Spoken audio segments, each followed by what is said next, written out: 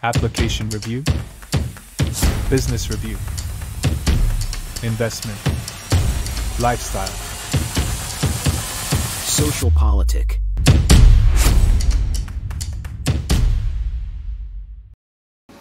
Bapak Ibu, pada kesempatan kali ini saya akan membahas sejumlah skenario tentang mau menjatuhkan Prabowo Gibran dan juga sekaligus Jokowi. Ada beberapa skenario yang akan saya review, tapi di bagian akhir yang paling menarik yaitu beredarnya sebuah video yang sekarang viral tentang anak korban pemerkosaan tragedi 98. Ya, yang mana ibunya seorang wanita Tionghoa yang diperkosa dan anaknya ini akhirnya katanya bikin video yang sekarang viral. Oke, jadi simak video saya dari awal sampai akhir supaya Anda mendapatkan seluruh skenario busuk yang sedang dilakukan. Halo Bapak Ibu, saudara-saudari sekalian, lovers and haters, salam cerdas Indonesiaku. Jumpa lagi kita pada kesempatan kali ini. Bagi Anda yang belum subscribe channel saya, silakan subscribe channel saya, tekan loncengnya agar Anda dapat notifikasi setiap kali saya mengupload video-video saya. Oke, pada kesempatan kali ini saya akan membahas beberapa skenario jahat untuk menjatuhkan Prabowo Gibran dan juga sekaligus Pak Jokowi. Tujuannya jelaslah supaya Prabowo Gibran itu nggak menang gitu, tapi ya percuma lah. Tapi tetap saja harus saya bahas ya supaya Anda cerdas, bisa mengetahui mana berita yang benar, mana yang hoax. Pastinya paslon 02 Anda boleh cek. Setahu saya loh ya, kecuali ada basar-basar yang jalanan gitu ya bikin hoax murahan, saya nggak tahu deh ya. Saya nggak pernah lihat hoax yang dibuat oleh pihak 02. Tapi dari toko-toko sebelah, banyak banget. Nah ini saya akan kuliti satu persatu ya, supaya Anda yang mungkin termakan oleh hoax itu, supaya sadar. Oke, kita lihat dulu ini satu ya. Ini berita beberapa hari yang lalu ya di Detik News. Judulnya, respon isu konspirasi menangkan Prabowo, Nusron bilang justru sebaliknya. Jadi di luar sana ada teori-teori konspirasi yang katanya ada rencana-rencana yang pokoknya untuk memenangkan Prabowo. Nah, Nusron bilang justru sebaliknya. Nah, maksudnya begini loh, kita lihat ya. Sekretaris Tim Kampanye Nasional ya dari Prabowo Gibran yaitu Nusron Wahid menanggapi pernyataan tim kuasa hukum pasangan calon nomor urut 3. Todung Mulya Lubis yang menyebut ada konspirasi untuk memenangkan Prabowo Gibran. Menurut Nusron, pihaknya justru mendengar adanya konspirasi untuk mengalahkan Prabowo Gibran. Nah, ini yang akan saya bahas, oke? Nah, kita lihat dulu nih ya. Kemarin atau 2 hari yang lalu lah. Ini ada cuitan dari seseorang pembuat hoax nih ya. Hendro Rustadi ya, malah dia ini menyolek PSI dan Raja Juli Antonis. Raja Juli itu sekjen kalau saya tidak salah ya. Nah di sini dia menggunakan statement dari orang yang ngakunya Sherman lawyer, pengacara gitu ya, pengacara pinter bikin hoax juga ternyata ya. Malah pengacara ini mensesekan itu ke TKN 02 dan Habibur Rahman CS. Wah, kita lihat nih ya. Pasal 299 ayat 1 menjadi seakan-akan pasal 299 itu sekarang sudah berubah. Kan kemarin saya sudah bahas ya pasal 299 mengenai presiden yang boleh berkampanye. Nah, di sini dibilang sudah berubah seakan-akan ya menjadi berbunyi demikian. Presiden dan wakil presiden mempunyai hak melaksanakan kampanye sepanjang tidak terikat hubungan keluarga saudara atau semenda. Saya nggak ngerti apa ya semenda sampai sederajat ketiga.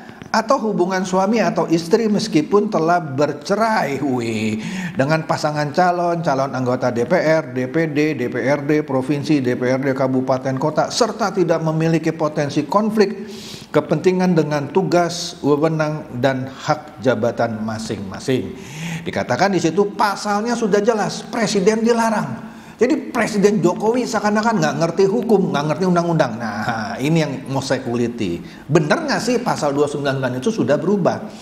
Nah, kemudian cuitan itu ditanggapi oleh ya pendukung-pendukung paslon tokoh sebelah gitu ya. Jarwo misalnya bilang apa ya? Itu pasal karet hanya berlaku untuk ASN. Sementara pemimpinnya boleh melanggar pasal itu. Astaga. Budi bilang apa? Mana ngerti yang ginian? Seakan-akan Pak Jokowi nggak ngerti. Oke deh. Kemudian Asep Ahmad bilang apa? Gampang. Itu mah bisa dirubah dan harus menuruti saya, kata bapak itu.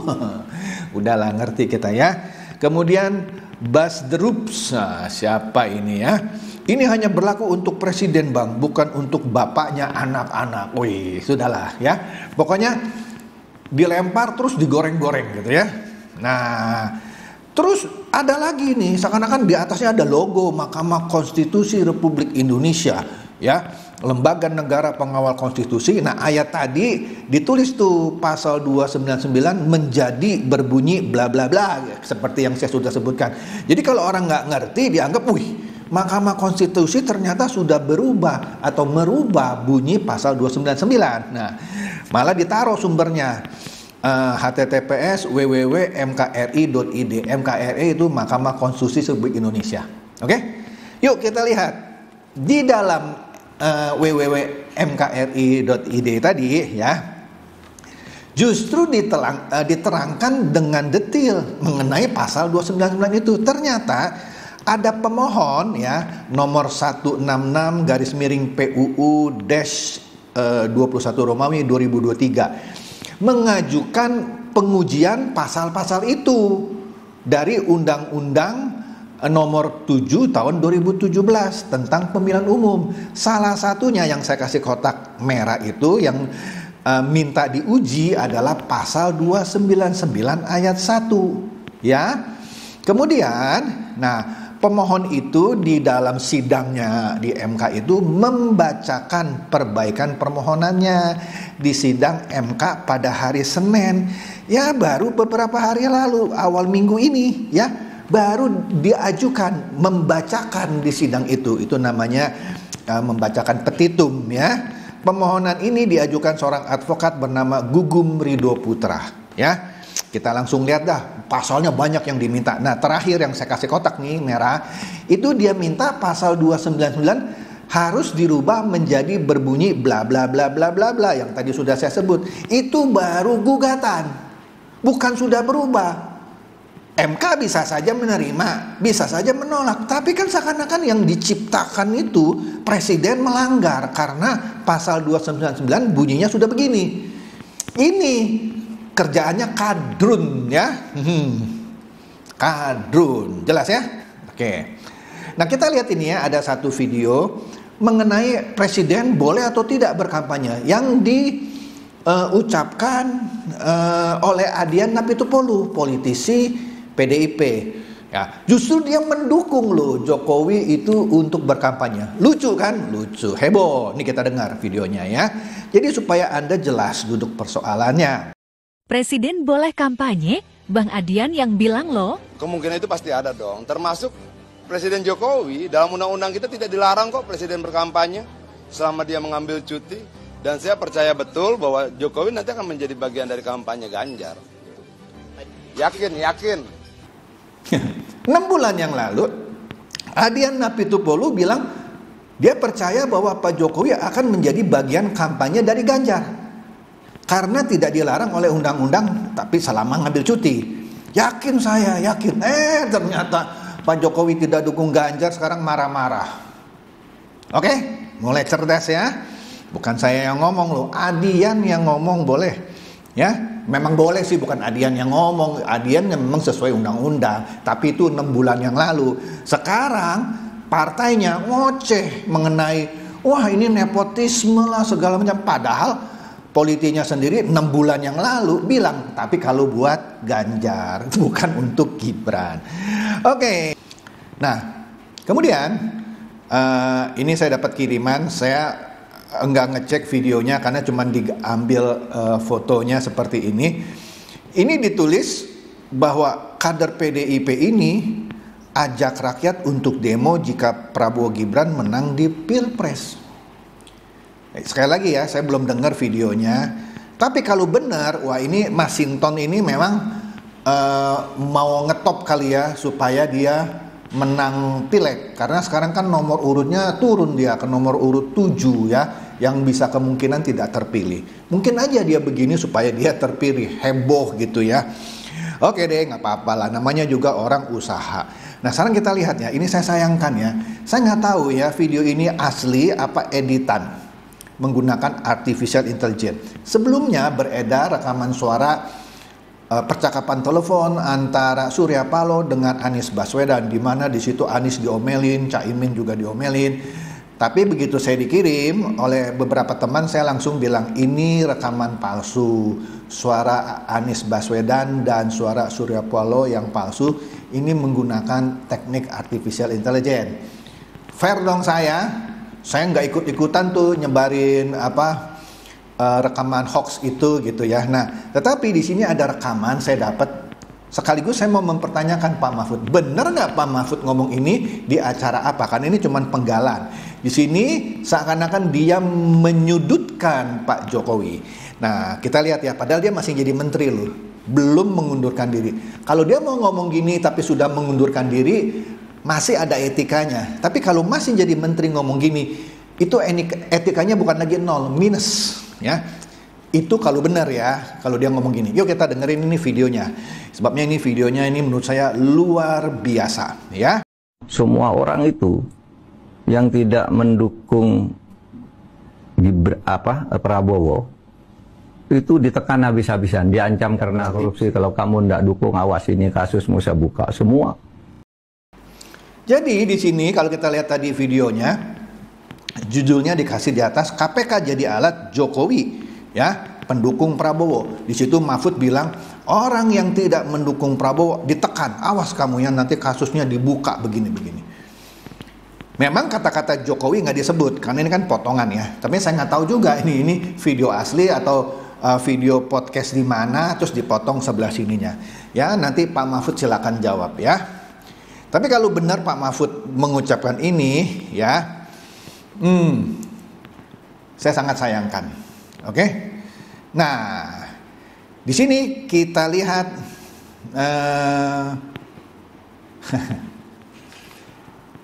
lagu lama, cuman dibikin dengan aransemen baru, ya, dengan format CD, ya. Jelas ini menyerang Pak Prabowo Subianto, ya. Nah kita dengarkan nanti baru saya review. Yuk kita dengarkan video yang satu ini ya, yang baru beredar nih, mulai viral.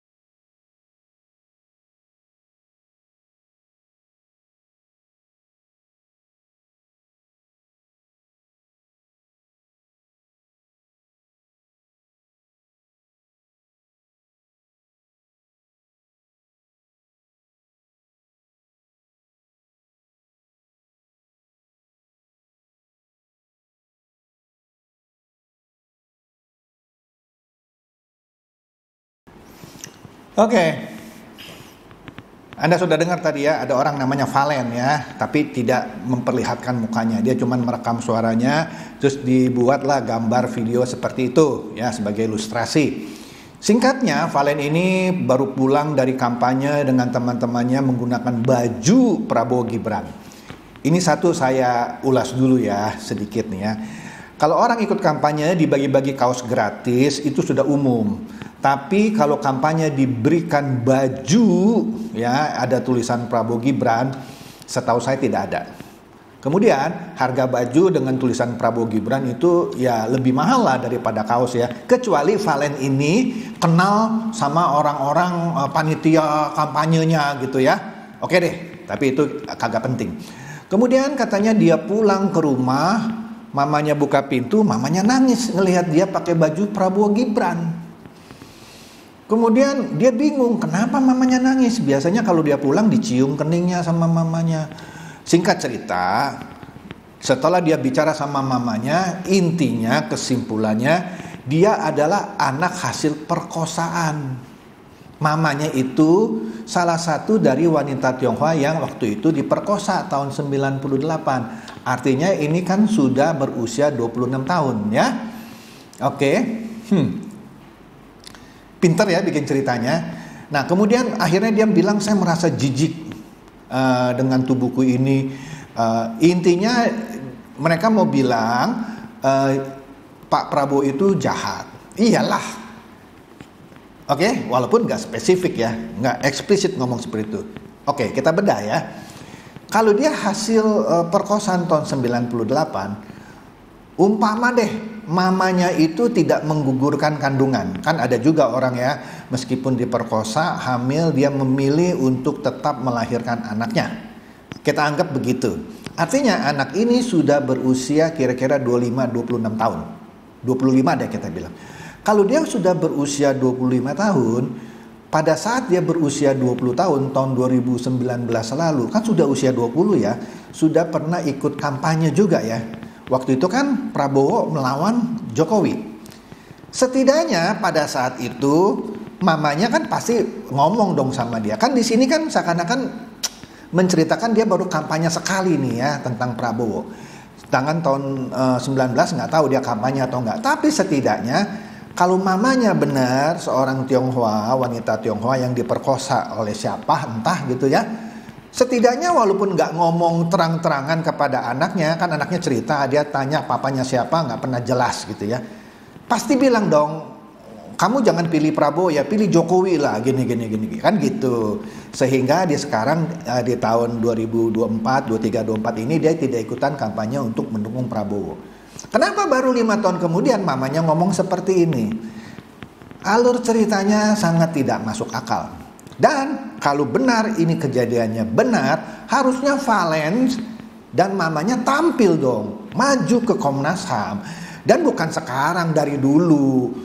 Nah yang inilah cerita-cerita dongengan halusinasi seperti ini yang aduh. Tapi sayangnya banyak pendukung paslon sebelah itu senang dengan video begini. Dianggap ini senjata ampuh untuk menghancurkan paslon 02. Udah gak kenal lah, gak zaman gini. Sorry ya, saya orang Tionghoa juga. Saya dulu kalau dengar video gini percaya banget. Saya dulu kenapa? Saya masih bebek dulu ya, percaya sama isu murahan seperti ini. Tapi semakin lama saya mempelajari mengenai siapa itu Prabowo, saya sangat menyesal karena saya sempat jadi bebek dungu. Dan sekarang saya tidak mau lagi jadi bebek dungu. Saya mau orang supaya jadi bebek cerdas. Oke?